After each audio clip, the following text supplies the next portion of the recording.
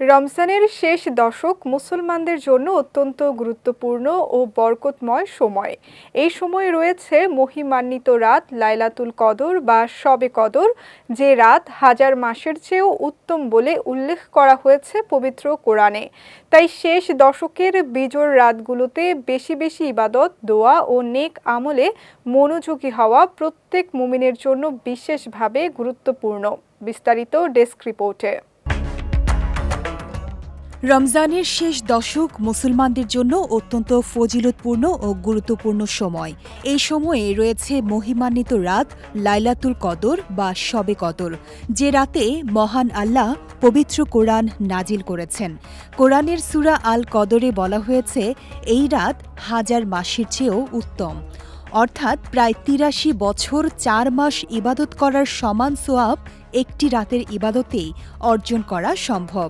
তাই প্রতিটি মুমিনের জন্য এই রাতের মর্যাদা অনুধাবন করে ইবাদতে মনোযোগী হওয়া অত্যন্ত জরুরি।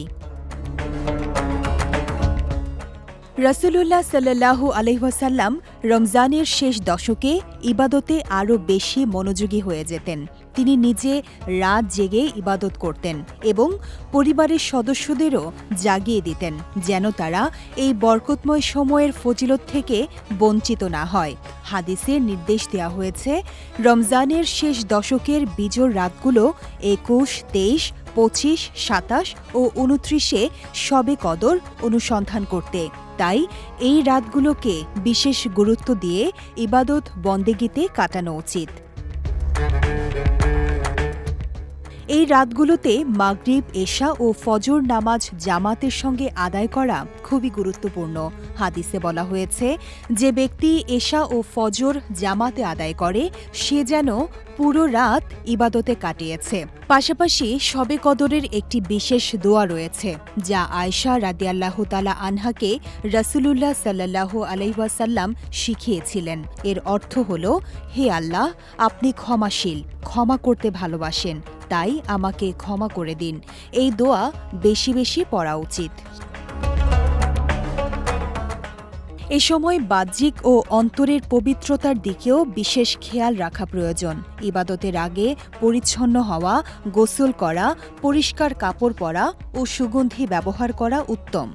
একই সঙ্গে অন্তরকে তওবা, ইস্তেগফার ও আল্লাহর স্মরণে পরিশুদ্ধ রাখা আরও বেশি গুরুত্বপূর্ণ।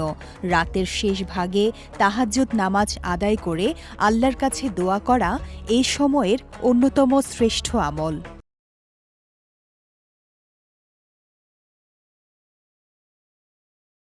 তবে মনে রাখতে হবে, শবে কদরের নামে কোনো বিদাত বা মন গড়া পদ্ধতি ইসলামে নেই।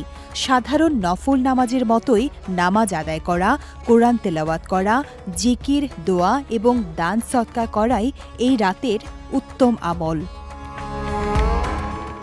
বিজয় টিভি নিউজ ডেস্ক।